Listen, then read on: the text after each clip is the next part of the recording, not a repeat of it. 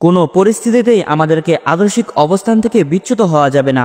মনে রাখতে হবে, প্রতিটি পলিসি নির্ধারণ ও পদক্ষেপ গ্রহণের ক্ষেত্রে রাসূল সাল্লাল্লাহু আলাইহি ওয়াসাল্লামের আদর্শই আমাদের একমাত্র মডেল।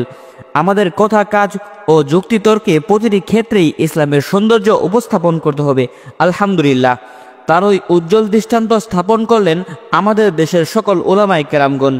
আমাদের উলামায়ে কেরামগণ নিজেদের মধ্যকার সমস্ত বিভেদ ভুলে গিয়ে এবারের হজ্জে একসাথে একত্রিত হলেন। উলামায়ে কেরামদের একসাথে এই পথ চলা দৃষ্টান্ত হয়ে থাকবে ভবিষ্যৎ পথ চলার জন্য। মুমিনের কিবলা এক, কোরআন এক, রাসূল সাল্লাল্লাহু আলাইহি ওয়াসাল্লাম এক, আর তাওহীদ হলো একতার ভিত্তি। এতদিন যা কেবল মুখে জারি থাকলেও তা এখন বাস্তবেই প্রমাণ করে চলেছে এ ভূখণ্ডের আলেম সমাজ। তাওহীদের পণ্যভূমি পবিত্র মক্কায় যে দৃশ্য উদ্বেলিত করেছে তরুণদের। রাজনৈতিক অঙ্গনে ইসলামপন্থীদের উচিত কাছাকাছি অবস্থান করা, তাওহীদের ভিত্তি ও এ ভূখণ্ডের চূড়ান্ত দুশমনদের চিহ্নিত করা।